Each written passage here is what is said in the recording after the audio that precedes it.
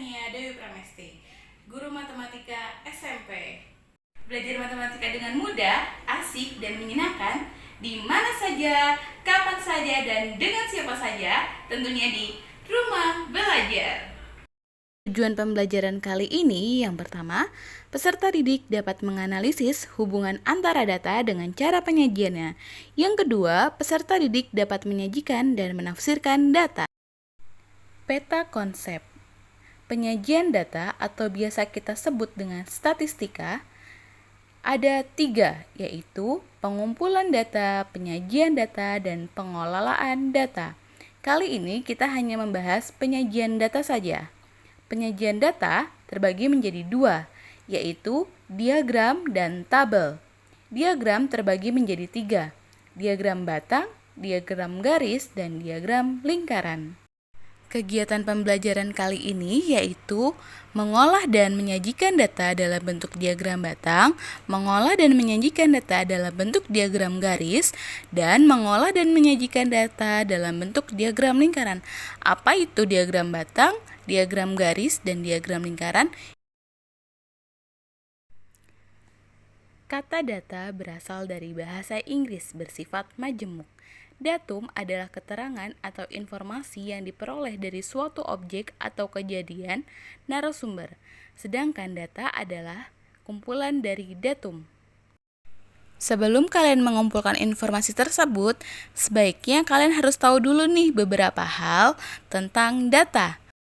Agar memperoleh data sesuai dengan harapan, efektif dalam melakukan pengumpulan data, serta efisien waktu, ada 3 cara pengumpulan data loh, yaitu pertama, observasi atau pengamatan, kedua, kuesioner atau angket, dan ketiga, wawancara atau interview. Selain 3 cara tersebut, data terbagi menjadi 2, yaitu data primer dan data sekunder. Data primer adalah data yang diperoleh secara langsung dari sumbernya. Contohnya, data mata pelajaran yang disukai dengan memberikan angket kepada siswa. Dan data sekunder adalah data yang diperoleh secara tidak langsung atau diperoleh dari pihak lain. Contohnya, data banyaknya siswa SMP dalam satu kota atau kabupaten diperoleh dari Dinas Pendidikan. Diagram batang biasanya digunakan untuk menggambarkan perkembangan nilai suatu objek dalam kurun waktu tertentu. Diagram ini sangat tepat digunakan untuk menyajikan data yang variabelnya berbentuk kategori, dapat juga data tahunan. Dalam diagram batang dibutuhkan sumbu datar yang menyatakan kategori atau waktu dan sumbu tegak untuk menyatakan nilai data. Sumbu tegak maupun sumbu datar dibagi menjadi beberapa skala bagian yang sama. Yuk kita simak contoh soal berikut ini. Diagram batang biasanya digunakan untuk menyajikan data tentang perkembangan nilai suatu objek dalam kurun waktu tertentu. Coba kita perhatikan sajian data dalam bentuk diagram batang di bawah ini ya, yang menunjukkan hubungan antara banyak orang dan jenis pekerjaan di suatu wilayah. Dari soal tersebut, kita bisa loh menyajikan bentuk dengan diagram batang, di mana kita misalkan jenis pekerjaan di sumbu mendatar dan banyaknya yang memiliki pekerjaan di sumbu tegak.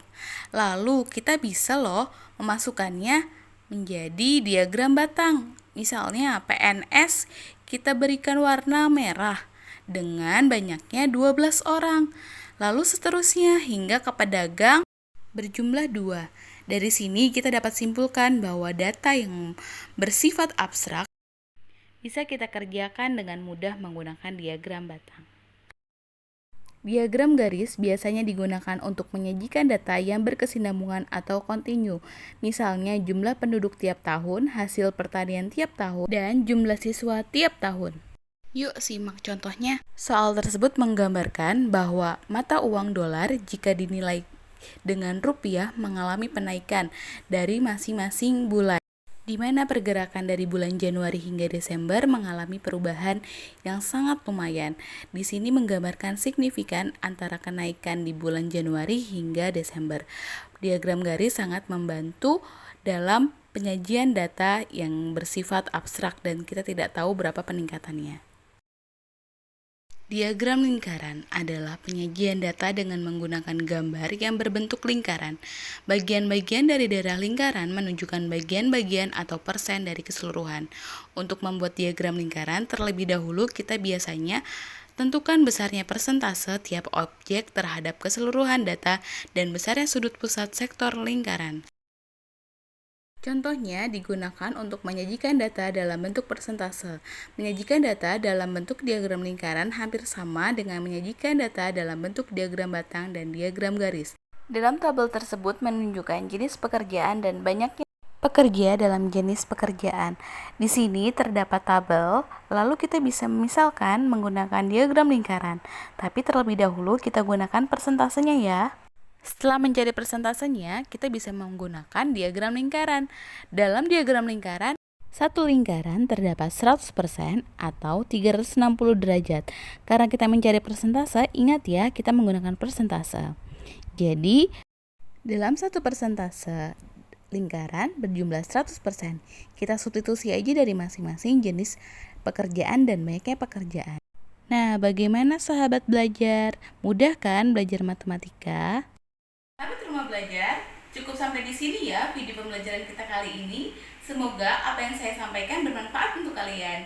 Kurang lebihnya mohon maaf. Tetap semangat dan jaga kesehatan. Billahi taufiq wal hidayah. Wassalamualaikum warahmatullahi wabarakatuh.